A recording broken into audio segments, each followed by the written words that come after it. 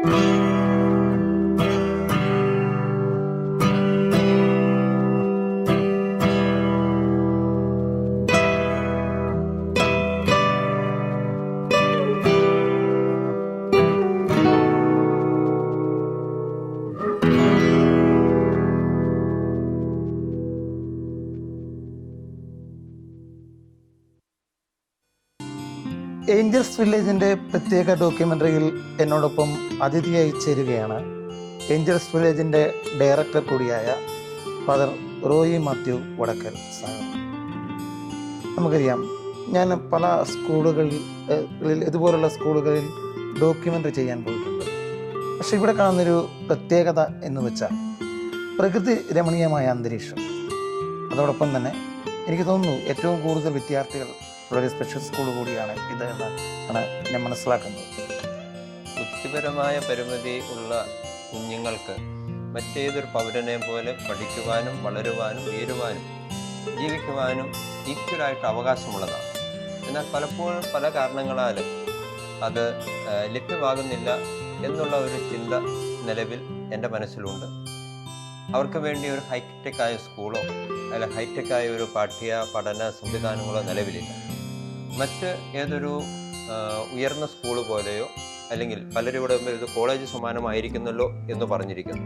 ആ വിധത്തിലോ അവർക്ക് മറ്റു കുട്ടികളെ പോലെ എല്ലാവിധ സൗകര്യങ്ങളോടും കൂടി പഠിക്കുവാനും പരിശീലനം ഒരു ഇടമുണ്ടാകണമെന്നുള്ളൊരു ആഗ്രഹമുണ്ടായിരുന്നു. അതിൻ്റെ പശ്ചാത്തലത്തിലാണ് ഇവിടെ ഏഞ്ചൽസ് വില്ലേജ് രൂപപ്പെടുക. ഈ ഏഞ്ചൽസ് വില്ലേജ് എന്ന് പറയുന്നത് ഇതൊരു സ്കൂൾ മാത്രമല്ല, ബുദ്ധിപരമായ പരിമിതി ഉള്ളവർക്ക് വേണ്ടിയുള്ള ഒരു സമഗ്ര പദ്ധതി എന്ന നിലയിലാണ് ഇതിനെ കാണുക. ഇത് സ്ഥാപനങ്ങളുടെ ഒരു കൂട്ടം അല്ലെങ്കിൽ ഇടം എന്നതിനേക്കാൾ ഉപരി ഒരു ജീവിത ശൈലിയായി ബുദ്ധിപരമായ പരിമിതിയുള്ള കുഞ്ഞുങ്ങൾക്ക് അവിടെ മാതാപിതാക്കന്മാർക്കും ഈ കുഞ്ഞുങ്ങളോട് ചേർന്ന് നിന്നുകൊണ്ട് അവരെ പഠിപ്പിക്കുവാനും വളർത്തുവാനും സമൂഹത്തിന് മുഖ്യധാരയിൽ മറ്റേതൊരു പൗരനെ പോലെ ജീവിക്കാനുള്ള ഒരു അവസരമാകുന്ന ഒരു സാഹചര്യം ഉണ്ടാകണം എന്നുള്ളതാണ് ഇവിടെ ആഗ്രഹിക്കുക. ഇനി ഇവിടെ 12 വ്യത്യസ്തമായ സർവീസുകളാണ് നമ്മൾ കൊടുക്കുക. അത് അവരുടെ പ്രായത്തിന് അനുസൃതമായാണ് കൊടുക്കുക. വൂം ടു ടൂം, അമ്മയുടെ ഉദരത്തിൽ ഇങ്ങനെ ഒരു കുഞ്ഞ് ജനിക്കുമ്പോൾ മുതൽ മരണം അവരെ പല വിധത്തിൽ ചേർത്ത് നിർത്തുവാനുള്ള ഒരു ജീവിത ശൈലിയാണ് ഇവിടെ നമ്മൾ ഫോം ചെയ്തുകൊണ്ടിരിക്കുക. ഏഞ്ചൽസ് ഗാർഡൻ എന്ന പേരിൽ ബുദ്ധിപരമായ പരിമിതിയുള്ള കുഞ്ഞുങ്ങൾക്ക് വേണ്ടിയുള്ള ഒരു therapy centre, early intervention centre നമുക്കുണ്ട്. ആശാനിലയം സ്കൂൾ 46 വർഷമായി ആരംഭിച്ചിട്ട് ആ സ്കൂളും ഇപ്പോൾ ഈ കോമ്പൗണ്ടിലാണ് പ്രവർത്തിക്കുക. കൂടാതെ ആശ്വാസ് വൊക്കേഷണൽ ട്രെയിനിങ് സെൻ്റർ പേരിൽ ഒരു പരിശീലന കേന്ദ്രവും വിഫാം എന്ന പേരിൽ ഒരു ഫാം സ്കൂളും നിലവിൽ നമുക്ക് ഉണ്ട്. കൂടാതെ ആൺകുട്ടികൾക്കും പെൺകുട്ടികൾക്കുമായി 4 ബോർഡിങ്ങുകൾ നമ്മൾ ഇവിടെ 2 എണ്ണമുണ്ട്, കാഞ്ഞിരപ്പള്ളി 2 എണ്ണമുണ്ട്. അങ്ങനെ 4 ബോർഡിംഗ് സ്കൂളുകൾ നമ്മൾക്കുണ്ട്. കൂടാതെ മറ്റ് പല സ്ഥലങ്ങളിലും ഇല്ലാത്ത ഒരു സർവീസ് ഇവിടെ ചെയ്യുന്നത് ബുദ്ധിപരമായ പരിമിതിയുള്ള കുഞ്ഞുങ്ങളും അവിടെ മാതാപിതാക്കളും ഒന്നിച്ച് താമസിക്കുന്ന ഏഞ്ചൽസ് ഹോം, മാലാഖമാരുടെ വീടാണ്. ഇവിടെ 18 വീടുകൾ ഇങ്ങനെയുള്ള കുഞ്ഞുങ്ങളും മാതാപിതാക്കളും ഒന്നിച്ച് താമസിക്കാൻ പറ്റുന്ന വിധത്തിൽ നമ്മളിവിടെ രൂപപ്പെടുത്തിയിട്ടുണ്ട്. 10 കുടുംബങ്ങൾ ഓൾറെഡി താമസം തുടങ്ങിയിട്ടുണ്ട്. വീണ്ടും 2 സ്ഥാപനങ്ങൾക്കിടയിൽ നമുക്ക് ഉള്ളത് ഏഞ്ചൽ ഷോപ്പാണ്. ഒന്ന് കാഞ്ഞിരപ്പള്ളിയിൽ ഫാം സ്കൂളിനോട് ചേർന്ന് ഫാമിലുള്ള സാധനങ്ങളൊക്കെ വിൽക്കുന്ന ഒരു പലചരക്ക് കടയോട് കൂടെയുള്ള ഒരു സ്ഥാപനമാണ് അല്ലെങ്കിൽ ഒരു കടയാണുള്ളത് എങ്കിൽ ഇവിടെ 19-ാം മൈലിൽ, പെൺകുന്നമടുത്ത് 19-ാം മൈലിൽ ഉള്ള സ്ഥലത്ത് ഏഞ്ചൽ ഷോപ്പ് ഒരു ബേക്കറിയായും ഒരു സ്പൈസസ് വിൽക്കുന്ന സ്ഥലമായി അല്ലെങ്കിൽ ഗിഫ്റ്റ് ഐറ്റംസ് കൊടുക്കാൻ പറ്റുന്ന ഒരു സ്ഥലമായി. അപ്പൊ ആ സ്ഥാപനത്തിൽ നമ്മുടെ കുഞ്ഞുങ്ങൾ അവിടെ ജോലി ചെയ്യുന്നു എന്നുള്ളതാണ് ഒരു പ്രത്യേകത. വെറുതെ അവർ ജോലി ചെയ്യുകയല്ല. കുഞ്ഞുങ്ങളെന്ന് ഞാൻ പറയുമ്പോൾ 18 വയസ്സ് കഴിഞ്ഞ അഡൽട്സ് ആണ് അവിടെ ജോലി ചെയ്യുന്നത്. അവർക്ക് ആ ജോലി അവിടെ നമ്മൾ കൊടുക്കുന്നത് സാലറി കൊടുത്തുകൊണ്ടാണ് അവരവിടെ ജോലി ചെയ്യുന്നത്. അവിടെ ഉള്ള ഒരു അഡൽട്ടായ പയ്യൻ അതിൻ്റെ വീട്ടിലെ ചിലവുകളെല്ലാം ഇവിടുത്തെ വരുമാനം കൊണ്ടാണ് നടത്തുന്നത്. അപ്പം ഇങ്ങനെ സമൂഹത്തിൽ വിവിധങ്ങളായ സാഹചര്യങ്ങളിലൂടെ ആയിരിക്കുന്ന ഈ കുട്ടികൾക്ക് ഇത് പഠനത്തിനും പരിശീലനത്തിനും അതിലൂടെ ഒരു പുനരധിവാസത്തിനും സാധ്യമാകുന്ന ഒരിടമെന്ന നിലയാണ് ഏഞ്ചൽസ് വില്ലേജിനെ നമ്മൾ കണക്കാക്കുന്നത്. ഒരു കാര്യം ചോദിച്ചോട്ടെ, അച്ഛൻ ഇത് എടുത്തു പറയുമ്പോൾ എനിക്ക് തോന്നുന്നു പ്രധാന ഇൻറ്റൻഷൻ ഇതുപോലുള്ള കുട്ടികളെ സമൂഹത്തിൻ്റെ മുഖ്യധാരയിലേക്ക് ഇറങ്ങിച്ചെന്ന് പ്രവർത്തിക്കുവാൻ കഴിവുള്ളവരാക്കി മാറ്റുക എന്നല്ലേ? അത് തീർച്ചയായിട്ടും അത് തന്നെയാണ്. കാരണം ബുദ്ധിപരമായ പരിമിതിയുള്ള ഒരു കുഞ്ഞിനെ എത്ര ചെറുപ്പത്തിൽ കണ്ടെത്തി പരിശീലനം കൊടുക്കുന്നുവോ അതനുസരിച്ചാണ് അവർക്ക് ജീവിതത്തിൽ മാറ്റങ്ങൾ വരാൻ ഇടവരും. അതുകൊണ്ടാണ് ഏർലി ഇൻ്റർവെൻഷൻ നമ്മൾ പ്രാധാന്യം കൊടുത്തുകൊണ്ട് സ്പെഷ്യൽ എഡ്യൂക്കേഷൻ കൊടുത്ത് തൊഴിൽ സ്കിൽ ഏതെന്ന് കണ്ടെത്തി ആ സ്കില്ല് അവർക്ക് പരിശീലിപ്പിച്ച് കൊടുത്തുകൊണ്ട് അവർ ജോലി ചെയ്ത് മറ്റേത് പൗരനെയും പോലെ അധ്വാനിച്ച് സ്വന്തം കാലിൽ നിന്ന് ജീവിക്കാൻ പ്രാപ്തമാക്കുക. കൂടാതെ നമുക്കൊരു ഫാം സ്കൂള് തന്നെ ഇവിടെ പ്രവർത്തിക്കുന്നു. ബനാന പ്ലാന്റേഷൻ നമുക്കുണ്ട്, പെപ്പറിൻ്റെ പ്ലാന്റേഷനുണ്ട്, ആയുർവേദ പ്ലാന്റ്സ് ഉണ്ട്, ഫ്രൂട്ട്സ് ഗാർഡനുണ്ട്, ഡ്രാഗൺ ഫ്രൂട്ടിൻ്റെ തന്നെ പ്രത്യേകമായ സ്ഥലമുണ്ട്. ഇങ്ങനെ വിവിധങ്ങളായ കൃഷിക്കാണ് അവിടെ പ്രാധാന്യം കൊടുക്കുന്നതെങ്കിൽ നമ്മൾ ആനിമൽ ഹസ്ബൻഡറിയിൽ പശു, ആട്, കോഴി തുടങ്ങി വിവിധങ്ങളായ മൃഗങ്ങളെ നമ്മൾ വളർത്തുന്നത് അതൊരു പെറ്റ് തെറാപ്പിയുടെ ഭാഗമായി കൂടിയാണ്. അതുപോലെ അഗ്രികൾച്ചറുമായി ബന്ധപ്പെട്ട ഹോർട്ടിക്കൾച്ചർ തെറാപ്പി തന്നെ നമ്മൾ വെള്ളയാനി യൂണിവേഴ്സിറ്റിയുമായി ചേർന്ന് ഒരു പരിശീലന അല്ലെങ്കിൽ ഒരു തെറാപ്പി സംവിധാനമായിട്ട് തന്നെ നോക്കുന്നു. അപ്പോൾ പ്രകൃതിയും മൃഗപരിപാലനവും ഒക്കെ ഒരു കുടുംബ അന്തരീക്ഷത്തിനും ഒരു നാച്ചുറൽ ലൈഫിനും ഏറെ സഹായിക്കുന്നതാണ്. ഇവിടെ ഏകദേശം 300-ൽ ശിഷ്ടം കുട്ടികൾ പഠന പരിശീലനം നേടുമ്പോൾ ഞങ്ങളേറെ ചാരിതാർത്ഥത്തോടു കൂടിയിട്ട് ഓർക്കുകയും സന്തോഷിക്കുകയും ചെയ്യുന്ന കാര്യമെന്ന് പറയുന്നത് ഇത്രയേറെ 1000-ൽ പരം കുട്ടികൾക്ക് നമുക്ക് ഒരു താങ്ങും തണലുമാകാനായിട്ട് അല്ലെങ്കിൽ ഭിന്നശേഷി കുടുംബങ്ങൾക്കൊക്കെ ഒരു സംരക്ഷണം കൊടുക്കുവാനായിട്ട് നമുക്ക് സാധിച്ചു എന്നതിൻ്റെ ഒരു സന്തോഷമാണ് ഞങ്ങൾക്കുള്ളത്. കുളിരിടും തെന്നൽ ഇതളിടും കരളിലെ പാട്ടാൻ കരളമേ പുലരി തന്നടനം സുഗതമേ പിറവി തല്ലയനം ജീവലയമസുലഭം കാലമൊരു മധുമയ ഹിമഗണമായി പൂവിലൊരു തേങ്കിളി അണയുകയായി മെല്ലെ കളി പറയാ. ആശാനിലയം സ്പെഷ്യൽ സ്കൂളിൽ ഞാൻ പ്രിൻസിപ്പളായിട്ട് വർക്ക് ചെയ്യുമ്പോൾ എന്നെ സംബന്ധിച്ചിടത്തോളം ഏറെ സന്തോഷവും അഭിമാനവും തോന്നുന്നത് ഭിന്നശേഷി എന്നതിൻ്റെ പേര് സമൂഹത്തിൻ്റെ പിന്നാമ്പുറങ്ങളിലേക്ക് മാറി നിന്ന കുട്ടികൾക്ക് പരിശീലനം നൽകി സമൂഹത്തിൻ്റെ ഒരു മുഖ്യധാരയിലോട്ട് എത്തിക്കുവാനായിട്ട് ഞങ്ങളാലാകും വിധം സാധിച്ചിട്ടുണ്ട് എന്നത് ഞങ്ങൾക്ക് ഏറെ സന്തോഷമുണ്ട്. പ്രത്യേകിച്ച് പഠന കാര്യങ്ങളിൽ പിന്നോക്കമാണ് എന്ന് ജനം വിധി എഴുതി മാറ്റി നിർത്തുമ്പോഴും പാഠ്യേതര തലങ്ങളിൽ പ്രത്യേകിച്ച് music, dance, sports, yoga, band തുടങ്ങിയ എല്ലാ കോ കരിക്കുലർ ആക്ടിവിറ്റീസിലും ഞങ്ങളുടെ കുഞ്ഞുങ്ങൾ ഏറ്റവും മികവുള്ളവരും കഴിവ് നിറഞ്ഞവരുമാണ്. അല്ലെങ്കിൽ മറ്റ് നോർമൽ കുട്ടികളെ വെല്ലുന്ന രീതിയിൽ തങ്ങളുടെ കഴിവുകൾ പ്രകടിപ്പിക്കാൻ ഇവരെല്ലാം പ്രഗത്ഭരാണ് എന്ന് ഞങ്ങൾക്ക് ആത്മാർത്ഥമായിട്ട് പറയാനായിട്ട് സാധിക്കും.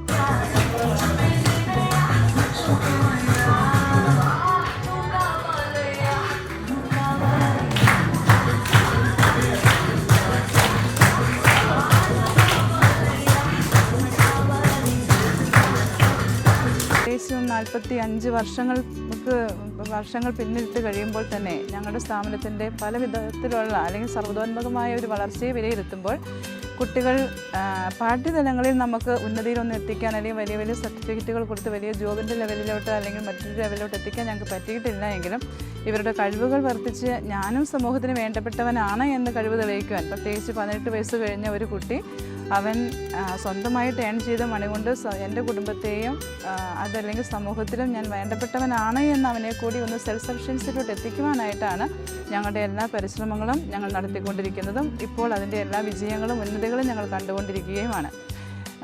ഈ കഴിഞ്ഞ നാളുകളിലെ ഞങ്ങളുടെ പഠന പ്രവർത്തനങ്ങളെ വിലയിരുത്തുമ്പോൾ കേരള സിലബസിൽ SCERT തയ്യാറാക്കിയിട്ടുള്ള എപ്പിക് ചെക്ക് ലിസ്റ്റ് ഉപയോഗിച്ച് കുട്ടികളെ അസസ് ചെയ്യുകയും കാലാകാലങ്ങളിൽ അവർക്ക് ആവശ്യമായിട്ടുള്ള അത് മന്ത്ലി, ടേമിലി, ഇയർലി അവർക്ക് ഗോളുകൾ സെറ്റ് ചെയ്ത് ഇവാലുവേഷൻസ്, ഗോൾസ് അപ്ലൈ ചെയ്ത് ഇവാലുവേഷൻസ് നടത്തി പേരൻസിൻ്റെ സഹായത്തോടു കൂടി ടീച്ചേഴ്സും പേരൻസും മാനേജ്മെൻറ്റും കൂടി ചേർന്ന് വളരെ ഭംഗിയായിട്ടുള്ള ഒരു സിലബസ് സംവിധാനമാണ് നമ്മുടെ കുട്ടികൾക്ക് നമ്മൾ കൊടുത്തുകൊണ്ടിരിക്കുക.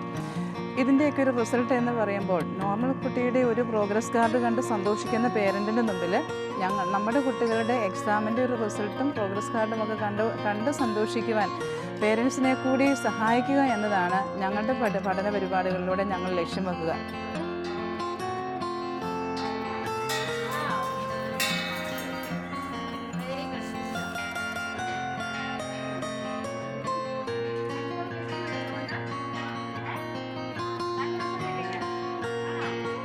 ഇത് പണ്ട് കാലം മുതലേ പ്രിൻ്റ് ചെയ്തുകൊണ്ടിരുന്ന ഒരു ടെക്നോളജിയാണിത്. നമ്മുടെ പ്രിൻറ്റിങ് യുഗങ്ങളൊക്കെ വരുന്നതിന് മുമ്പ് തന്നെ ഉള്ള ഒരു ടെക്നോളജിയാണ്. നമ്മളിതുപോലൊരു സ്ക്രീനിലേക്ക് വേണ്ട ഡിസൈന് നമ്മൾ കമ്പ്യൂട്ടറൈസ് ചെയ്തതിന് ശേഷം ഇതിലേക്ക് എക്സ്പോസ് ചെയ്യുന്നു. ആ എക്സ്പോസ് ചെയ്ത ഇത് നമ്മൾ പേപ്പർ, തുണി, എന്ത് മെറ്റീരിയൽ വേണമെങ്കിലും നമുക്ക് പ്രിൻ്റ് ചെയ്യാൻ പറ്റും. ഇതിപ്പോൾ ഒരു കമ്പനിയുടെയാണ്, നമ്മളത് ഇപ്പോൾ ഇവിടെ പ്രിൻ്റ് ചെയ്തതാണ്. ഇത് ഇങ്ങോട്ട് വെച്ചതിന് ശേഷം മഷി ഒഴിച്ചിട്ട് കുട്ടികൾ ഇതിൽ ഇങ്ങനെ വലിച്ചു കഴിയുമ്പോൾ ഈ പ്രിൻറ്റിങ് ഇവിടെ വരുന്നു.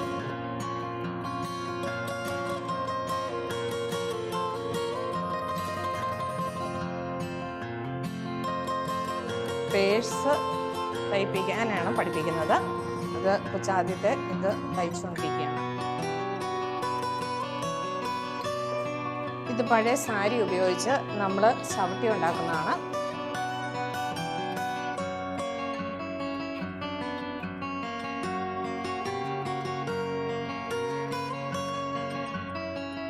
ഇവിടെ നമ്മുടെ ഒരു ആർട്ട് ഗാലറിയാണ്. ഇവിടെ കുട്ടികളും അതുപോലെ തന്നെ സ്റ്റാഫുകളും എല്ലാവരും കൂടി ചെയ്തിട്ടുള്ള കുറേ ചിത്രങ്ങളുടെയും അതുപോലെ തന്നെ കുട്ടികൾ ചെയ്തിട്ടുള്ള കുറച്ച് കരകൗശല വസ്തുക്കളുടെയും ഒരു പ്രദർശന റൂമാണിത്. ഇത് നമ്മുടെ ആർട്ട് ഗാലറി എന്നറിയപ്പെടുന്നതാണ്. ഇവിടെ സ്കൾച്ചറിങ് വർക്കുകളുണ്ട്, അതുപോലെ തന്നെ പെയിൻറ്റിങ്, വിവിധ തരത്തിലുള്ള പെയിൻറ്റിങ്ങുകൾ നമ്മളിവിടെ ചെയ്തു വെച്ചിട്ടുണ്ട്. ഓയിൽ പെയിൻറ്റിങ്, വാട്ടർ കളറ്, അങ്ങനെ വിവിധ തരത്തിലുള്ള പെയിൻറ്റിങ്ങുകളുണ്ട്. ഈ പെയിൻറ്റിങ്ങുകളെല്ലാം തന്നെയും നമ്മൾ സെയിലിന് വേണ്ടിയിട്ടും ഉപയോഗിക്കുന്നതാണ്. ഇത് നല്ല വിലയ്ക്ക് തന്നെ ഈ സാധനം നമ്മൾ വിറ്റ് പോകാറുണ്ട്. ഏഞ്ചൽസ് വില്ലേജിലെ മനോഹരമായ ഷോപ്പിലാണ് ഞാനിപ്പോൾ ഉള്ളത്. എന്നോടൊപ്പം ചേരുകയാണ് ഈ ഷോപ്പിൻ്റെ മാനേജർ കൂടിയായ റോയി തോമസ്. സ്വാഗതം. ഓക്കെ. നമുക്കറിയാം, ഇതുപോലുള്ള കുട്ടികളുടെ സ്ഥാപനം, അതിൽ വർക്ക് ചെയ്യുമ്പോൾ സന്തോഷമുണ്ടോ? തീർച്ചയായിട്ടും സന്തോഷമുണ്ട്. കാരണം ഈ കുട്ടികൾക്ക് വേണ്ടിയുള്ളൊരു സ്ഥാപനമായത്. അതിൻ്റെ പേര് തന്നെ മാലാഖമാരുടെ കടയിൽ നിന്നാണ്. മാലാഖമാരെന്ന് ഉദ്ദേശിച്ചിരിക്കുന്നത് ഈ കുട്ടികളെയൊക്കെ ഉദ്ദേശിച്ച അച്ഛനത് ഈ പേര് തന്നെ കണ്ടെത്തിയിരിക്കുന്നത്. ഈ പേരിന് കഴിഞ്ഞ ദിവസമാണെങ്കിലും ഇവിടെ വലിയൊരു എക്സിബിഷൻ നടന്നപ്പോൾ വളരെ പേര് വന്നിച്ച് പറഞ്ഞു, ഈ പേര് ഭയങ്കര ഒരു ആകർഷണമുള്ളൊരു പേരാണ്. കാരണം മാലാഖമാരുടെ കട, അത് കുട്ടികളെ ഉദ്ദേശിച്ചിട്ടതാണ്. അതിന് ഭയങ്കര അർത്ഥമുണ്ട്. അപ്പോൾ ഈ കുട്ടികൾ ഇവിടെ വർക്ക് ചെയ്യുമെന്ന് പറയുമ്പം അതിലേറെ വലിയൊരു സ്നേഹം ഈ ഇവിടെ മറ്റുള്ളവരോട് പങ്കുവെക്കാനുണ്ട്. ഈ കുട്ടികൾക്ക് സാധിക്കുന്നുണ്ട്, ഈ കുട്ടികളെ വരുന്നവർ സ്നേഹിക്കുന്നുണ്ട്. അങ്ങനെ ഈ പ്രസ്ഥാനം നല്ല രീതിയിൽ മുന്നോട്ട് പോയിക്കൊണ്ടിരിക്കുന്നു. പിന്നെ 2023 ഡിസംബറിലാണ് ഇത് ആരംഭിച്ചത്.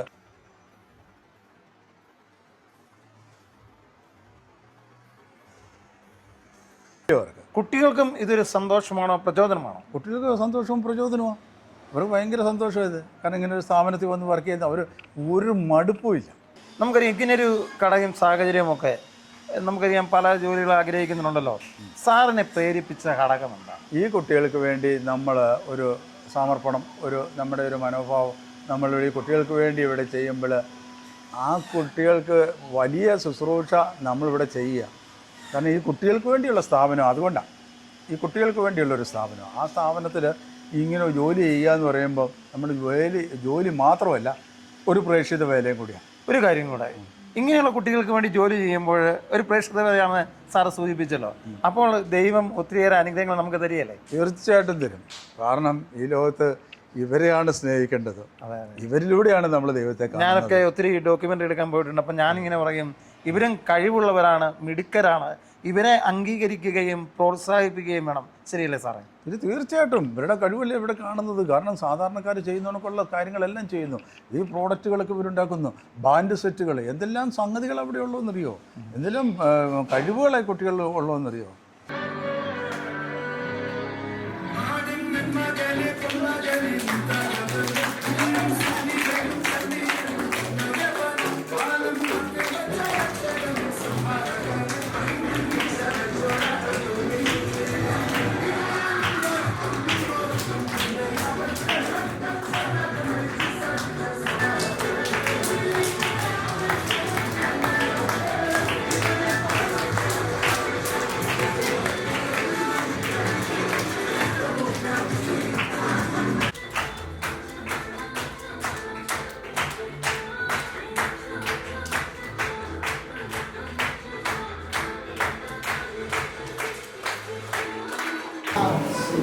നമ്മൾ ഇന്ന് വളരെ സന്തോഷത്തോടു കൂടി ഇവിടെ ഒന്നിച്ചു കൂടുകയാണ്.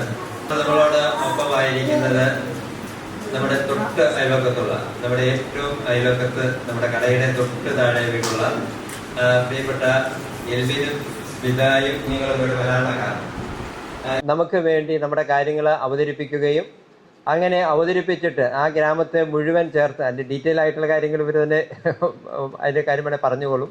നമ്മളൊക്കെ കണ്ടുപഠിക്കേണ്ട ഒത്തിരി കാര്യങ്ങളാണ്. അവർ 4 വർഷം അല്ല 5 വർഷം അല്ലേ 5 വർഷം അവർ അവരുടെ ആ ഗ്രാമത്തിൽ അല്ലെങ്കിൽ ആ ഇടവകയിൽ വളരെ ഗൗരവത്തോടെ നമ്മൾ ഇവിടെ കഷ്ടപ്പെട്ട് ചെയ്യുന്നതിനേക്കാൾ അധികം ഇവർ രണ്ടുപേരും നമുക്ക് വേണ്ടി അധ്വാനിച്ചു. അതൊന്ന് പറയാനാണ് ഞാൻ ആഗ്രഹിക്കുക. ഇവിടെ നിന്ന് അവർ മഞ്ഞൾപ്പൊടി, ഷാള് തുടങ്ങിയ ഡ്രസ് ഐറ്റംസ്, ഫുഡ് ഐറ്റംസ് ഇതെല്ലാം ഇവിടെ നിന്ന് തന്നെ അവിടെ അനവധി പ്രാവശ്യം കൊണ്ടുപോയി. കൂടാതെ ഇന്ത്യയിൽ നിന്നുള്ള സാധനങ്ങൾ അവർ ചിപ്സ് ആകാം, അല്ലെങ്കിൽ പക്കാവടയാകാം, ഇങ്ങനെയുള്ള സാധനങ്ങൾ അവർ പല പല ഒക്കേഷനുകൾ ഉണ്ടാക്കി വിറ്റു. ഇങ്ങനെ വളരെ വളരെ നമ്മളിവിടെ പള്ളികളിൽ സാധനം വിൽക്കാൻ പോകുന്നത് പോലെയോ വീട് വീടാന്തരം കയറി വിൽക്കാൻ പോകുന്നതിനേക്കാൾ മറു രാജ്യത്ത് അവർ അതുപോലെ കഷ്ടപ്പെട്ടാണ് നമ്മളെ സഹായിച്ചത്. അപ്പോൾ അത് നമുക്കൊരിക്കലും വിസ്മരിക്കാൻ പറ്റുന്നതല്ല. അതുകൊണ്ട് തന്നെയാണ് ഇവർ ഇവിടെ വരണമെന്നും അവരോട് നന്ദി പറയണമെന്ന് ഞാൻ വളരെ വളരെ ആഗ്രഹിച്ചത്. ഒപ്പം ഇവരോടൊപ്പം സഹായിച്ച കുറേ ആ നാട്ടുകാരുണ്ടായിരുന്നു. അവർ വരാൻ വേണ്ടി വളരെ ആഗ്രഹിച്ചു എങ്കിലും കോവിഡ് സംബന്ധമായ സാഹചര്യങ്ങൾ വന്നതുകൊണ്ട് അവർക്ക് വരാൻ പറ്റിയില്ല. അവരും കൂടെ വരുമ്പോൾ നമുക്ക് നല്ല ഒരു ഫംഗ്ഷനായിട്ട് ചെയ്യണമെന്ന് ഞാൻ വളരെ ആഗ്രഹിച്ചിരുന്നതായിരുന്നുവെങ്കിലും അത് സാധിച്ചില്ല. എന്നാൽ ഈ 5 വർഷം ഞാൻ ഈ പറഞ്ഞതുപോലെ വളരെ ഫിസിക്കലായിട്ട് കഷ്ടപ്പെട്ട് വീട്ടിൽ ഭക്ഷണമുണ്ടാക്കിയും മറ്റു കൂടത്തിലുള്ളവരെ സഹകരിപ്പിച്ചും അനവധി സാധനങ്ങൾ, സ്റ്റാള്, സാരി തുടങ്ങിയ കാര്യങ്ങൾ, പല പിക്ചറുകൾ, മഞ്ഞൾ പൊടി, കുരുമുളക് പൊടി, മസാല, ഇങ്ങനെയുള്ള സാധനങ്ങൾ വിറ്റ് നമ്മളെ സഹായിച്ചതാണ്. അപ്പോൾ നമ്മുടെ ഫിസിയോതെറാപ്പിയുടെ യൂണിറ്റിൻ്റെ മുമ്പിൽ ഈ പാരിഷിൻ്റെ പേര് നമ്മൾ എഴുതി വെച്ചിട്ടുണ്ട്. അതിപ്പോൾ പണിക്ക് വേണ്ടി മറ്റേ ഫിസിയോതെറാപ്പിയുടെ അവിടെ ഇത് വെച്ചിരുന്നപ്പോൾ അതെടുത്ത് മാറ്റിയിട്ടുണ്ടെന്നുള്ളത് നമ്മൾ റീസെറ്റ് ചെയ്യും. അപ്പോൾ ആ വിധത്തിൽ നമ്മളെ സഹായിച്ചവരെന്ന നിലയിൽ നല്ല അയൽക്കാർ എന്ന് പറഞ്ഞാൽ ആരാണ് എന്ന് ഞാനൊന്ന് പരിചയപ്പെടുത്താനായിട്ട് ശ്രമിച്ചത്. അപ്പോൾ നമുക്ക് ഏറ്റവും കടപ്പാടുള്ള നമ്മുടെ ഈ ഭവനത്തിൻ്റെ ദയനീയതയിൽ ഇത്രയധികം നമ്മളെ മറ്റൊരാൾ സഹായിച്ചത് ഇല്ല. അപ്പോൾ ആ വിധത്തിൽ നമ്മളെ സഹായിക്കുകയും കൂടാതെ ആശാകിരണ് കുഞ്ഞുങ്ങൾക്ക് ഭക്ഷണത്തിന് വേണ്ടി നാളുകളായി സഹായിക്കുകയും ചെയ്തവരാണിവർ. അപ്പോൾ നമുക്ക് ഉള്ള കടപ്പാടും നന്ദിയും വളരെ വലുതാണ്. അതിൽ പ്രിയപ്പെട്ട എൽബിനുണ്ട്, സ്മിതയാണ് ഏറ്റവും അധികം അതിൻ്റെ കോർഡിനേഷൻ നിർവഹിച്ചത്. കൂട്ടുകാരെയും നാട്ടുകാരെയും ഒക്കെ അവിടെ മറ്റൊരു കാര്യം കൂടി, അവർ പള്ളിയിൽ പോയില്ല എങ്കിലും ആൾക്കാരെ സഹായിക്കുന്നതിന് വളരെ മനസ്സുള്ളവരാണ് എന്ന് പറഞ്ഞാൽ യഥാർത്ഥത്തിൽ പള്ളിയിൽ പോകേണ്ട സ്പിരിറ്റ് എന്ന് പറയുന്നത് അതാണ്. അപ്പോൾ ആ ഒരു കാര്യത്തിൽ ആ ഗ്രാമം മുഴുവൻ സർക്കാരിൻ്റെ സംവിധാനം കൂടെ ഉണ്ട്. അവിടുത്തെ സർക്കാരിൻ്റെ സഹായം കൂടി അതിൻ്റെ അകത്ത് കുറേ കിട്ടിയിരുന്നു. അപ്പോൾ അതെല്ലാം ഇവർ ചെയ്ത പ്രവൃത്തിയുടെ മികവ് കൊണ്ടാണ്. അപ്പോൾ നമ്മളെ ഏറ്റവും അധികം സഹായിച്ച ഏഞ്ചൽസ് വില്ലേജിന്, ആശാനിലയത്തിന്, ആശാകിരണത്തിന് ഒരിക്കലും മറക്കാൻ പറ്റാത്ത കുടുംബമാണ് പ്രിയപ്പെട്ട എൽബിനും സ്മിതായും എലീനായും എൽസായും അടങ്ങുന്ന കുടുംബം. അപ്പോൾ നമ്മൾ ഈ ഒരു അവസരത്തിൽ നമുക്ക് വാക്കുകളിലൂടെ നന്ദി പറയാനേ ഉള്ളതുകൊണ്ട് നമ്മൾ വാക്കുകളിലൂടെ ഒരു നമ്മുടെ സ്നേഹവും സന്തോഷവും നന്ദിയും നമ്മൾ അറിയിക്കുകയാണ്. ഇവർ ഭയങ്കര കലാകാരന്മാരാണ്. എൽവിൻ വലിയ ഒരു ഗായകനാണ്. അനവധി നമുക്കൊരു പാട്ട് പ്രതീക്ഷിക്കാം. അനവധി ആൽബങ്ങൾ എൽവിൻ ഇറക്കിയിട്ടുണ്ട്. സ്മിത പാട്ട് മാത്രമല്ല ഡാൻസ് വരെ കളിക്കുന്ന ആണ്. മക്കള് അതിൻ്റെ അപ്പുറത്തായിരിക്കുമെന്ന് ഞാൻ കരുതുന്നു. സ്മിതയുടെ ഫോട്ടോയിൽ കിടക്കുന്നത് തന്നെ ഡാൻസിൻ്റെ ഒരു ഫോട്ടോയാണ് കിടക്കുന്നത്. അപ്പോൾ ആ വിധത്തിൽ ദൈവം ഒത്തിരി അനുഗ്രഹിച്ചിട്ടുള്ള കുടുംബമാണ്. അവർ സഭയുടെ കാര്യത്തിലും സമൂഹത്തിൻ്റെ കാര്യത്തിലും പൊതു കാര്യങ്ങളിലും തങ്ങളുടെ ഔദ്യോഗികമായ ജോലിയോടൊപ്പം അടുത്ത കാലത്ത് ഞാൻ മനസ്സിലാക്കി എൽവിൻ അതിൻ്റെ ജോലിയിലും വലിയ ഒരു പൊസിഷൻ ജോലിയിലെ വൈസ് പ്രസിഡന്റ് ആയിട്ട് കൂടി പ്രത്യേകമായി തിരഞ്ഞെടുക്കപ്പെട്ടിട്ടുണ്ട്. അതിനൊരു കയ്യടി നമുക്കിപ്പം കൊടുക്കാം.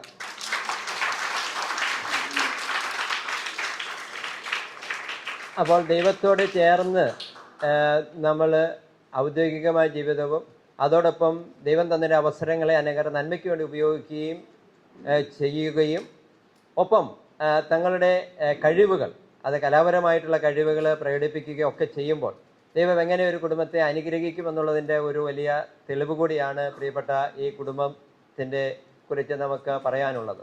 ഈ അവസരത്തിൽ നമുക്ക് നല്ലൊരു കയ്യടിയോടുകൂടി നമ്മുടെ പ്രിയപ്പെട്ട എൽവിനും സ്മിതയ്ക്കും കുഞ്ഞുങ്ങൾക്ക് നമുക്ക് നന്ദി പറയാം. ഒപ്പം നമുക്ക് നന്ദി പറയുവാനുള്ള കടപ്പാട് പ്രിയപ്പെട്ട സ്മിതയോടും എൽവിനോടും ചേർന്ന് അവിടെ ഉള്ള നാട്ടുകാർ, പാരിഷിലുള്ളവരുണ്ട്, ആ ഗ്രാമത്തിലുള്ളവരുണ്ട്. അവരും വളരെ വളരെ കാര്യമായിട്ട് ചേർന്ന് ഭക്ഷണം ഉണ്ടാക്കാനും അത് വിളമ്പിക്കൊടുക്കാനും അതിന് ആൾക്കാരെ ക്യാൻവാസ് ചെയ്യാൻ, അതിൻ്റെ ഫോട്ടോകളൊക്കെ ഞാൻ കണ്ടിട്ടുള്ളതാണ്, ക്യാൻവാസ് ചെയ്യാനും ഒക്കെ ഒത്തിരി പേര് കൂടത്തിൽ നിന്നിട്ടുണ്ട്. അവർക്കും നമുക്ക് ഈ അവസരത്തിൽ നല്ല നമ്മുടെ സ്നേഹത്തിൻ്റെ ഒരു കൃതജ്ഞത കൊടുക്കാം. അതിനൊരു കൈയടിക്കാം നമുക്ക്.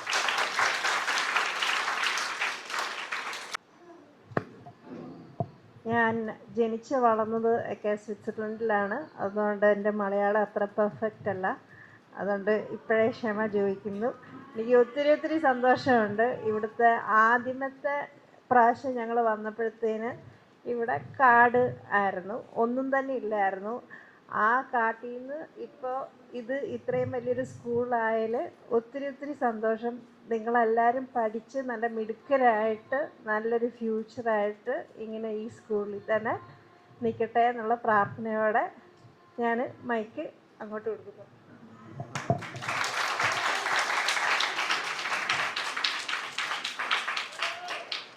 എനിക്ക് ഒത്തിരി സന്തോഷമുണ്ട് എല്ലാവരുടെയും നല്ല ചിരിക്കുന്ന മുഖങ്ങൾ കാണുമ്പോൾ. ഞങ്ങൾ ഒന്നും പ്രതീക്ഷിക്കാതെയാണ് വന്നത്. അച്ഛന് ഞങ്ങൾക്കൊരു വലിയ സർപ്രൈസാണ് തന്നത്. So thank you very much father for that. അപ്പം ഞങ്ങൾ അച്ഛനെ ജസ്റ്റ് ഒന്ന് കണ്ടിട്ട് പോകാനായിട്ടാണ് വന്നത്. അച്ഛൻ ഇത്രയും സർപ്രൈസ് തരുമെന്ന് ഞങ്ങൾ വിചാരിച്ചില്ല. ഞങ്ങൾക്ക് ശരിക്കും കണ്ടപ്പോൾ ഞങ്ങളുടെ കണ്ണുകൾ നിറഞ്ഞുപോയി. ഈ വലിയൊരു സ്നേഹത്തിന് ഒത്തിരി ഒത്തിരി നന്ദി അച്ഛൻ. അതുപോലെ തന്നെ സ്മിത പറഞ്ഞ പോലെ, അല്ലെങ്കിൽ അച്ഛൻ മുമ്പേ പറഞ്ഞ പോലെ, ഒത്തിരി സന്തോഷമുണ്ട്. അതായത് ഇവിടെ ചുമ്മാ കാട് ഇങ്ങനെ കുറച്ച് പണി തുടങ്ങിയിട്ടുണ്ടായിരുന്നു. അപ്പോഴാണ് അച്ഛന് ഇങ്ങനെ ഒരു വലിയൊരു സാമ്പത്തിക ബുദ്ധിമുട്ടുണ്ടെന്നും ഞങ്ങൾക്ക് ആ കറക്റ്റ് സമയത്ത് ഞങ്ങൾക്ക് അവിടെ പ്രൊജക്റ്റ് സ്റ്റാർട്ട് ചെയ്യാനായിട്ടുള്ള ഒരു വലിയൊരു ദൈവാനുഗ്രഹം, ദൈവം ശരിക്കും ഇടപെട്ട നിമിഷങ്ങളാണ്. അപ്പം നിങ്ങളെ ദൈവം ഒത്തിരി ടേക്ക് കെയർ, നിങ്ങളുടെ കാര്യത്തിൽ ദൈവത്തിന് ഒത്തിരി തോട്ട്സും ദൈവം നിങ്ങളുടെ കൂടെ ഉണ്ട് ശരിക്കും. അത് കാരണം മാത്രമാണ് ഞങ്ങൾക്ക് ഈ പ്രൊജക്റ്റ് കിട്ടിയത്. കറക്റ്റ് അച്ഛനാ പണിയുന്ന സമയത്ത് അച്ഛനാ ബുദ്ധിമുട്ടുണ്ടായപ്പോഴും ദൈവം ഇടപെട്ട് ആ സമയത്ത് സ്മിതേനെ പള്ളിയുടെ ഒരു ഫറൈ റാറ്റ് എന്ന് പറയുന്ന ആ ഒരു കമ്മിറ്റിയിൽ ഒരു അംഗമാക്കി ദൈവം. അപ്പോഴത്തേന് അവിടെയുള്ള ഒരു പ്രൊജക്റ്റ് തീർന്നു. ആ പ്രൊജക്റ്റ് തീർന്നപ്പം നമുക്ക് ആ ഒരു പ്രൊജക്റ്റിന് വേണ്ടി ഇങ്ങനെ ട്രൈ ചെയ്തുകൊണ്ടിരിക്കുകയായിരുന്നു. അപ്പോൾ ആ ട്രൈ ചെയ്തുകൊണ്ടിരിക്കുന്നപ്പോഴാണ് നമ്മളിവിടെ വന്ന നമ്മളിനി എവിടുന്ന് ഒരു പ്രോജക്റ്റ് ഒപ്പിക്കുമെന്ന് അവരിങ്ങനെ ഓർത്തുകൊണ്ടിരിക്കുമ്പോൾ ഞങ്ങൾ ഇങ്ങനെ സംസാരിച്ച് നമുക്ക് വേണമെങ്കിൽ ഇന്ത്യയിൽ നിന്നൊരു പ്രോജക്റ്റ് കൊണ്ടുവരാം. അപ്പം ആദ്യമേ സ്മിത പറഞ്ഞു ഇന്ത്യയിൽ ഞങ്ങൾ അടുത്ത പ്രാവശ്യം പോകുമ്പോൾ നോർത്ത് ഇന്ത്യയിൽ പോകുന്നുണ്ട്. ഞങ്ങൾ ഓർത്തുകൊണ്ടിരുന്ന നോർത്ത് ഇന്ത്യ പോകണം ഞങ്ങൾക്ക് ഇങ്ങനത്തെ ഒരു പ്രോജക്റ്റ് കാണാൻ വേണ്ടി. അപ്പോൾ അവർ പറഞ്ഞ ഒരു നിബന്ധന ഇതാണ്, ഓൾറെഡി എക്സിസ്റ്റിംഗ് ആയിട്ടുള്ള ഒരു പ്രോജക്റ്റ് ആയിരിക്കണം, ഓൾറെഡി സ്റ്റാർട്ട് ചെയ്ത ഒരു പ്രോജക്റ്റ് ആയിരിക്കണം. അപ്പം ഞങ്ങളിങ്ങനെ നോക്കിക്കഴിഞ്ഞപ്പോഴത്തേന് എൻ്റെ ഡാഡി എബ്രഹാം മാത്യു മുണ്ടക്കൽ ഡാഡി പറഞ്ഞു, മോനെ അതിന് നിങ്ങൾ നോർത്ത് ഇന്ത്യയിലൊന്നും പോകണ്ട, നമ്മുടെ ഇവിടെ അടുത്ത് ഒരു പ്രോജക്റ്റ് ഞാൻ കാണിച്ചു തരാം, ജസ്റ്റ് 100 മീറ്റർ ഇല്ല ഇങ്ങോട്ട് മാറിയാൽ മതി. അപ്പം ഡാഡി ഞങ്ങളെ ഇവിടെ കൊണ്ടുവന്ന് അച്ഛനെയും കാണിച്ച് ഈ പ്രോജക്റ്റ് എല്ലാം ഞങ്ങളെ കാണിച്ചു. അപ്പോൾ ഞങ്ങൾ ഇവിടുന്ന് കുറച്ച് ഫോട്ടോസൊക്കെ എടുത്ത് അച്ഛൻ്റെ അടുത്ത് പറഞ്ഞു, നമുക്ക് വലിയ ഹോപ്പില്ല, എന്നാലും ഞങ്ങളിത് അവിടെ പോയി പ്രസൻറ്റ് ചെയ്യാം. ഞങ്ങൾ അവിടെ ചെന്ന് നല്ല പ്രസൻറ്റേഷൻസ് എല്ലാം ഉണ്ടാക്കി അതിൻ്റെ മേലധികാരികളിലെയൊക്കെ വിളിച്ച് മോളുടെ സഹായത്തോടെ, എൻ്റെ സ്മിതയുടെ സഹായത്തോടെ ഞങ്ങളത് പ്രസൻറ്റ് ചെയ്തു. ദൈവം ഇടപെട്ടു. ദൈവം ആ പ്രസൻറ്റ് സാങ്ഷനാക്കി പോസിറ്റീവായിട്ട് മുന്നോട്ട് കൊണ്ടുപോകാൻ പറ്റി. അങ്ങനെ നമുക്ക് വലിയൊരു ധനസഹായം അവിടുന്ന് കിട്ടി. അതൊരു വലിയ ദൈവാനുഗ്രഹമാണ്. ദൈവം നിങ്ങളെ ഒത്തിരി സ്നേഹിക്കുന്നുണ്ട് കേട്ടോ. നിങ്ങളുടെ കാര്യങ്ങളെല്ലാം ദൈവത്തിനറിയാം. നിങ്ങൾ എന്നാ ചെയ്യുന്ന നിങ്ങളുടെ കാര്യങ്ങളെല്ലാം നല്ലപോലെ നടത്താൻ വേണ്ടിയാണ് അവിടുന്ന് ഇത്രയും വലിയൊരു സഹായം നമുക്ക് കിട്ടുകയും അത് അച്ഛനെ ഏൽപ്പിക്കുകയും അച്ഛൻ ഇത്രയും മനോഹരമായിട്ട് ഇതെല്ലാം ഉണ്ടാക്കി. അതിലൊത്തിരി സന്തോഷം. അച്ഛനൊരു നല്ലൊരു കൈയ്യടി കൊടുത്തേ. അതെ. അപ്പോൾ അച്ഛൻ പലപ്പോഴും ഇവിടെ വരുമ്പം പറയുമായിരുന്നു, നിങ്ങളെ ഇവിടെ വിളിക്കുന്നുണ്ട്, ഞങ്ങളുടെ പിള്ളേരെയൊക്കെ കാണിക്കുന്നുണ്ട്. പക്ഷേ ഈ പ്രാവശ്യം ഞങ്ങൾക്ക് ഒത്തിരി സന്തോഷമായി. Thank you very much Achu. ഒന്നുകൂടി വാക്കുകളില്ല. ശരിക്കും heart is full of Joy. അപ്പോൾ അതിൻ്റെ സന്തോഷം അറിയിക്കുന്നു. നിങ്ങൾക്ക് വിശക്കുന്നുണ്ടായിരിക്കും അല്ലേ? കഴിച്ചില്ലല്ലോ? ഓക്കെ. അപ്പം ഞാൻ ഒരു ചെറിയ ഒരു പാട്ട് പാടാം. രോഗങ്ങൾ കാരുണ്യത്താൽ സൗഖ്യമാക്കിയതും അന്ധന്റെ കണ്ണുകൾക്കവൻ കാഴ്ചയേകിയതും, രോഗങ്ങൾ കാരുണ്യത്താൽ സൗഖ്യമാക്കിയതും അവനല്ലേ, കൃപയല്ലേ, കുരിശേറുമ്പോൾ ചെയ്തതും ത്യാഗമല്ലേ. ഇനി നമുക്ക് നല്ലൊരു സമരിയക്കാരൻ വിരുന്നു വന്നുവല്ലോ. ഇനി അഭയമെല്ലാം അവനിലാണെന്ന് വിളിച്ചു ചൊല്ലുക നാം. എൻ്റെ അടുത്തു നിൽക്കുവാൻ യേശുവുണ്ടേ, എല്ലാരും വരുവിൻ, എൻ്റെ ദുഃഖരുന്നു പുഞ്ചിരി. ഇനി നമുക്ക് നല്ലൊരു സമരിയക്കാരൻ വിരുന്നു വന്നുവല്ലോ. ഇനി അഭയമെല്ലാം അവനിലാണെന്ന് വിളിച്ചു ചൊല്ലുക നാം. എൻ്റെ അടുത്തു നിൽക്കുവാൻ യേശുവുണ്ടേ, എല്ലാരും വരുവിൻ, എൻ്റെ ദുരിതമെല്ലാം അവനെടുക്കും, പോരുക മാളോരേ. Thank you.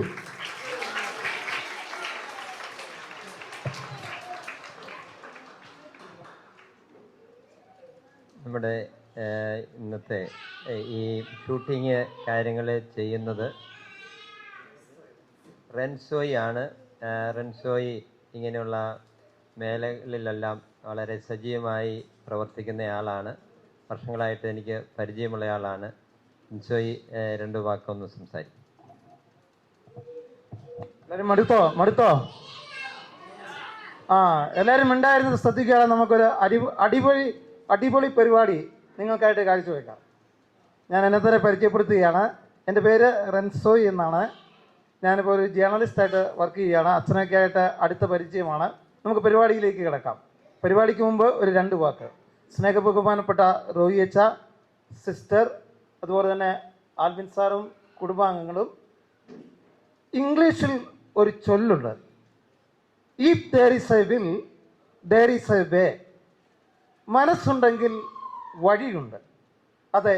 അതാണ് അച്ഛനൊക്കെ ഇവിടെ സൂചിപ്പിച്ചത്. ഈ സാറ് കാണിച്ച നല്ല മനസ്സ്. അടുത്തതായി പറയാനുള്ളത് ഞാൻ ചുരുക്കി പറയുന്നത്, അബ്ദുൽ കലാമിൻ്റെ വാക്കുകൾ കടമെടുത്താൽ ഉറക്കത്തിൽ കാണുന്നതല്ല സ്വപ്നം. പക്ഷേ യഥാർത്ഥ സ്വപ്നം എന്താണ്? മറിച്ച് ഉറക്കം നഷ്ടപ്പെടുത്തുമ്പോഴുണ്ടാകുന്ന യഥാർത്ഥ അവസ്ഥയാണ് യഥാർത്ഥത്തിൽ ആ സ്വപ്നമെന്ന് പറയുന്നത്. അതെ, റോയി അച്ഛൻ്റെ സ്വപ്ന സാക്ഷാത്കാരമായിരുന്നു ഇതുപോലൊരു സ്ഥാപനം നിങ്ങൾക്ക് വേണ്ടി തുടങ്ങുക എന്നുള്ളത്.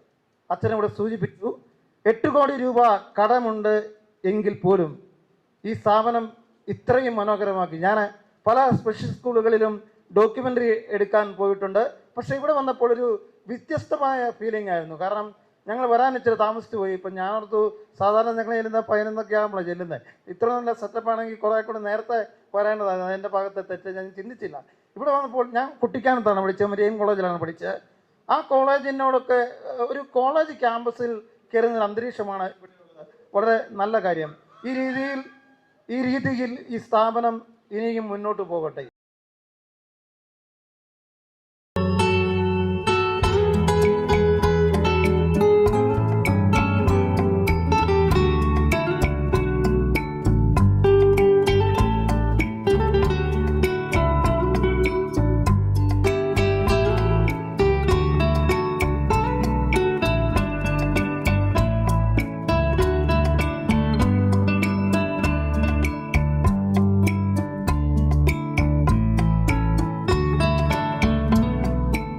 ഏഞ്ചൽസ് ക്യാൻഡിൽ തന്നെ നമുക്ക് ഈ 10 രൂപയുടെ പാക്കറ്റ് കൂടാതെ തന്നെ നമുക്ക് 1 കിലോയുടെ ഗ്ലോബിൽ കത്തിക്കുന്ന ഏകദേശം ഇങ്ങനത്തെ തിരിയുണ്ട്. അതായത് 38 1 കിലോയുടെ തിരിയാണ് ഒരു പാക്കറ്റിൽ 1 കിലോ. അതുപോലെ തന്നെ നമ്മൾ ഈ കുട്ടികളുണ്ടായി ജെൽ ക്യാൻഡിൽസ് ഉണ്ട്.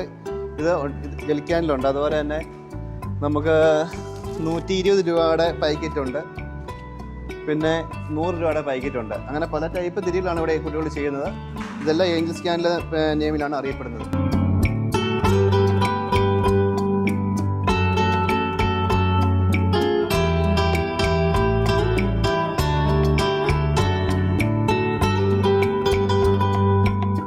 ആയിട്ടുള്ള സാധനങ്ങൾ വെച്ചിട്ട് ഓരോ വസ്തുക്കൾ ഉണ്ടാക്കാനും പഠിപ്പിക്കുന്ന ക്ലാസ് റൂമാണ്. ഇവിടെ അവരുടെ താല്പര്യം അനുസരിച്ചായിട്ടാണ് നമ്മൾ ഇവിടെ കുട്ടികളെ പഠിപ്പിക്കുന്നതും. പൂ വെട്ടാൻ, പിന്നെ ഡ്രോയിങ് ചെയ്യാൻ അറിയാവുന്ന കുട്ടികളുണ്ട്, അവർ ഡ്രോയിങ് ചെയ്യുക, ബോട്ടിലേൽ പെയിൻറ്റിങ് ചെയ്യുക, പിന്നെ ഐസ്ക്രീം സ്റ്റിക്ക് ഉപയോഗിച്ചിട്ട് ഓരോ സാധനങ്ങൾ ഉണ്ടാക്കുക, പെൻ സ്റ്റാൻഡ്, മൊബൈൽ സ്റ്റാൻഡ് അങ്ങനെയൊക്കെ ഉണ്ടാക്കുക.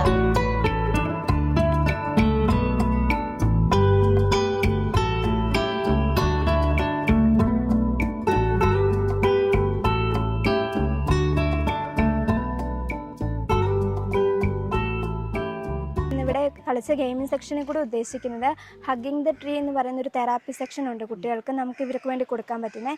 അതോടൊപ്പം കളർ ഐഡൻറ്റിഫിക്കേഷനും കൂടെ ഉദ്ദേശിച്ചിട്ടാണ് നമ്മൾ ഇപ്പോൾ ഇവിടെ ഒരു ഗെയിമിംഗ് സെക്ഷൻ ആരംഭിച്ചത്. അപ്പം നേച്ചറിനോട് കുറച്ചും കൂടെ അടുത്ത് ഇവർക്ക് ഇടപഴകാനും ഒന്ന് പഠനത്തിൽ നിന്ന് മാറി റിലാക്സ്ഡ് ആയിട്ട് ഇവരുടെ മൈൻഡ് ഒന്ന് ഫ്രീ ആകാനും വേണ്ടിയിട്ടാണ് നമ്മൾ ഈ ഗെയിം ഇവിടെ കളിപ്പിച്ചത്. അറിയാം ആർക്കെങ്കിലും? പറയട്ടെ ടീച്ചറെ, നമ്മുടെ കയ്യിൽ 4 കളേഴ്സ് ഉണ്ട് അല്ലേ? ഇത് നോക്കിക്കേ, 4 കളേഴ്സ് ഉണ്ട്. ഈ കളേഴ്സ് എല്ലാം ഓരോ പേപ്പർ വെച്ച് ഓരോ ട്രീയിൽ നമ്മൾ ഒട്ടിച്ച് വെച്ചിട്ടുണ്ട്. അപ്പം നമ്മുടെ സിസ്റ്റർ ഇവിടെ നിന്ന് ഒരു കളർ പേപ്പർ കാണിക്കും. ആ കളർ പേപ്പറുള്ള ട്രീയിൽ നിങ്ങൾ ഓടി ചെന്ന് കെട്ടിപ്പിടിക്കണം. മനസ്സിലായോ? അപ്പം നമ്മൾ എന്തിനാണ് ഈ കളി കളിക്കുന്നതെന്ന് അറിയാമോ? നിങ്ങൾക്ക് ഈ പ്രകൃതിയായിട്ട് കുറച്ചും കൂടെ കമ്പനി ആയിട്ട് ഇരിക്കണ്ടേ? ഇഷ്ടമല്ലേ? ഇവിടെ ഇങ്ങനെ നിന്ന് കളിക്കുന്നത് ഇഷ്ടമല്ലേ? അതിന് വേണ്ടിയിട്ട് കേട്ടോ. അപ്പോൾ കുറച്ചും കൂടെ ഫ്രീ ആകുമല്ലേ? പഠിച്ച് മടുത്തില്ലേ? നമുക്കെന്നാ കളിച്ചാലോ?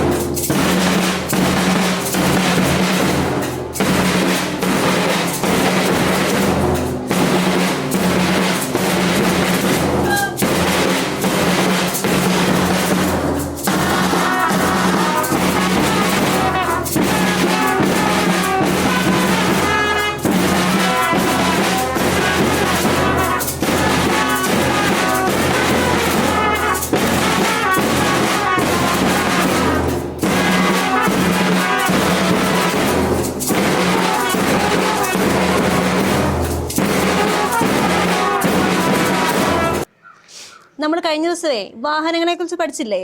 പഠിച്ചായിരുന്നോ? അതില് നമ്മൾ റോഡിൽ കൂടെ പോകുന്ന വാഹനങ്ങളെ കുറിച്ച് പഠിച്ചില്ലേ? അത് ഏതൊക്കെയായിരുന്നു? കാറ്, ബൈക്ക്, സ്കൂട്ടി, പിന്നെന്താ, ഓട്ടോ. അതുപോലെ തന്നെയില്ലേ നമ്മൾ വെള്ളത്തിൽ കൂടെ പോകുന്ന വാഹനങ്ങളെ കുറിച്ച് പഠിച്ചില്ലേ? പഠിച്ചില്ലേ? ഏതൊക്കെയായിരുന്നു വെള്ളത്തിൽ കൂടെ പോകുന്നേ? ബോട്ട്, കപ്പൽ. മിടുക്കര കേട്ടോ. അതുപോലെ തന്നെയില്ലേ ആകാശത്തിൽ കൂടെ പോകുന്ന വാഹനങ്ങളുണ്ട്. അതെന്താ നോക്കിയേ? അതെന്നാന്നറിയാവോ? മിടുക്കി, വിമാനം. വിമാനമുണ്ട്, ഹെലികോപ്റ്റർ ഉണ്ട്. ഇതൊക്കെ എതിലേ പോകുന്നേ? റോഡിൽ കൂടെയാണോ? അല്ല, പോകുന്നത് ഇതിലെ മരിയക്കുട്ടി ആകാശത്തൂടെ. ഇതിലെയാ? ആകാശത്തൂടെ. നമുക്ക് വിമാനം കാണാം.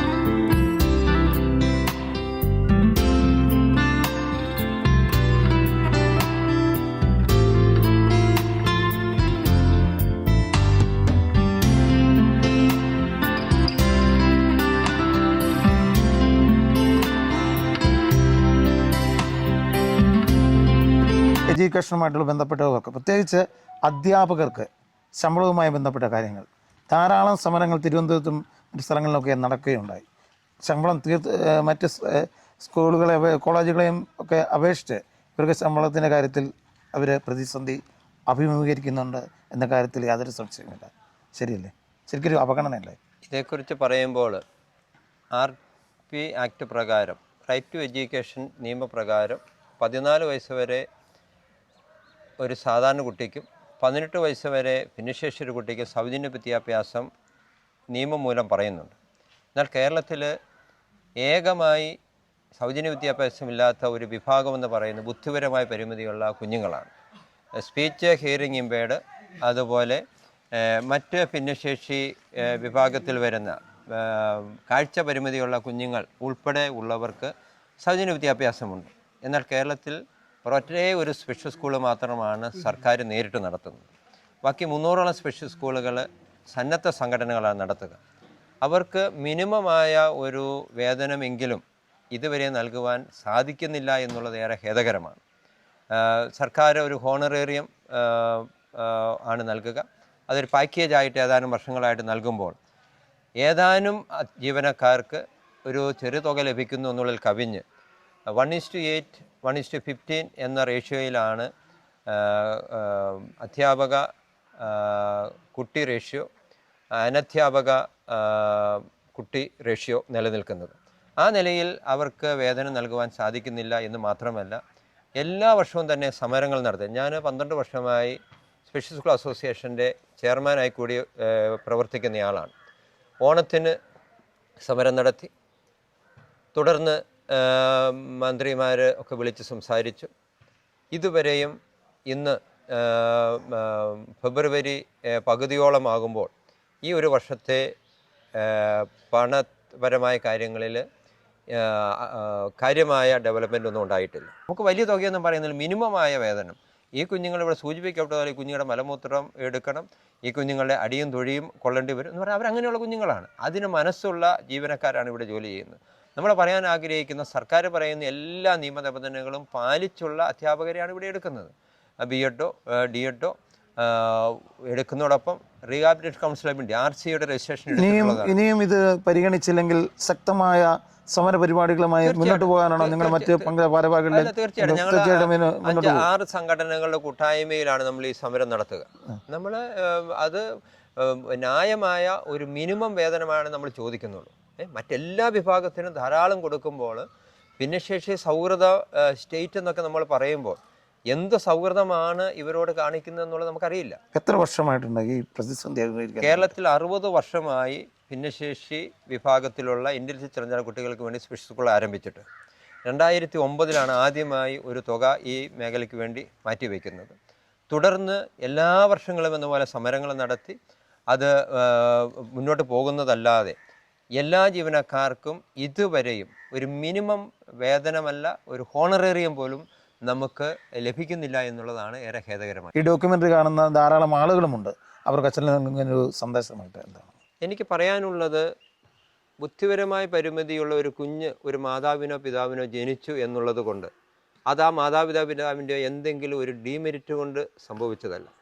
ആരോഗ്യമുള്ള കുഞ്ഞിനെ ഒരു കുടുംബത്തിൽ ലഭിച്ചത് ആ കുടുംബത്തിൻ്റെ എന്തെങ്കിലും മെരിറ്റ് കൊണ്ടുമല്ല. അങ്ങനെയെങ്കിൽ ജീവിത സാഹചര്യങ്ങളാൽ ഇങ്ങനെ ഒരു കുഞ്ഞ് ജനിച്ച ഒരപ്പനും അമ്മയും ഒറ്റപ്പെട്ടു പോവുകയോ വേദനിക്കുകയോ ചെയ്യുന്നുണ്ടെങ്കിൽ അതിനുള്ള ഉത്തരവാദിത്വം എനിക്കും എന്നെ കേൾക്കുന്ന നമുക്ക് ഓരോരുത്തർക്കുമുണ്ട്. അവരെ സമൂഹത്തിൽ മുഖ്യധാരയിലേക്ക് കൊണ്ടുവരുന്ന നമ്മുടെ ആരുടെ ഔദാര്യമല്ല, അവരുടെ അവകാശമാണ്. RPW ആക്ട് പ്രകാരം, right to person disability act പ്രകാരം ഇവർക്കെല്ലാ അവകാശങ്ങളും പറയുന്നുണ്ട്. അപ്പോൾ ഈ അവകാശങ്ങൾ ചെയ്തു കൊടുക്കുന്നില്ല എങ്കിൽ നമ്മൾ കുറ്റക്കാരായി തന്നെയാണ് പരിഗണിക്കേണ്ടത്. അപ്പോൾ ഇത് നമ്മുടെ വലിയ ഒരു ഉത്തരവാദിത്വമാണ്. അവർക്ക് വേണ്ടി ചെയ്യുന്നത് ഔദാര്യമല്ല, നമ്മുടെ കടമ നിർവഹണമാണ്. അപ്പോൾ അതിന് പ്രിയപ്പെട്ട പൊതുസമൂഹത്തിൽപ്പെട്ട നാം ഏവരും ഒന്നിച്ചു നിൽക്കണം. ഇവരെയും മറ്റു മനുഷ്യനെ പോലെ പരിഗണിക്കണം. ഇവരും അന്തസ്സോടും അഭിമാനത്തോടും കൂടി ജീവിക്കാൻ സാധ്യതയുള്ളവരോ അല്ലെങ്കിൽ അതിന് അവകാശമുള്ളവരോ ആണെന്നുള്ളൊരു ഉത്തമ ബോധ്യം നമുക്കുണ്ടായാൽ തീർച്ചയായിട്ടും ഇവർ പരിഗണിക്കപ്പെടാതിരിക്കുകയില്ല. ഏതൊക്കെയായാലും ഈ സ്ഥാപനത്തിൻ്റെ ഡയറക്ടർ കൂടിയായ റോയി അച്ഛനാണ് നമ്മുടെ ഇത്രയും സമയം ഈ സ്ഥാപനത്തിൻ്റെ പ്രവർത്തനങ്ങളെ ഒക്കെക്കുറിച്ച് വിലയിരുത്തിയത്. അതോടൊപ്പം തന്നെ അദ്ദേഹം പങ്കുവച്ച മറ്റൊരു കാര്യം, ഏറ്റവും പ്രധാനപ്പെട്ട കാര്യം ഇതാണ്: സ്പെഷ്യൽ സ്കൂളുകാരോട് കാണിക്കുന്ന അവഗണന, അവരുടെ ജോലി ചെയ്യുന്നവരോടും അതുപോലെ തന്നെ കുട്ടികളോടുമൊക്കെ കാണിക്കുന്ന അവഗണനയെക്കുറിച്ചും അദ്ദേഹം ഈ അഭിമുഖത്തിൽ പറയാനിടയായി. ഏതൊക്കെയാലും നല്ലത് വരട്ടെ. ഇവരും അച്ഛൻ പറഞ്ഞതുപോലെ ഇവരും കഴിവുള്ളവരാണ്, ഇവരും മിടുക്കരാണ്. ഇവരുടെ കഴിവുകളെ നമ്മളും അംഗീകരിക്കണം. മികവാർന്ന പരിശീലന രീതിയുമായി ആശാനിലയം ഏഞ്ചൽസ് വില്ലേജ് അനുദിനം മുന്നേറുകയാണ്. അതെ, പുരോഗതിയിൽ നിന്നും പുരോഗതിയിലേക്ക്, നേട്ടങ്ങളിൽ നിന്നും നേട്ടങ്ങളിലേക്ക് വിലയേറിയ പ്രവർത്തനങ്ങളിലൂടെ മറ്റ് സ്കൂളുകൾക്കും ഈ സ്കൂൾ മാതൃകയായി മാറുകയാണ്. ഇനിയും ഈ സ്കൂൾ ഉയരങ്ങളിൽ എത്തട്ടെ. അങ്ങനെയാകട്ടെ എന്ന് ഞങ്ങളും ആശിക്കുന്നു. ഇതോടുകൂടി ഈ ഡോക്യുമെൻ്ററി ഇവിടെ പൂർണ്ണമാവുകയാണ്.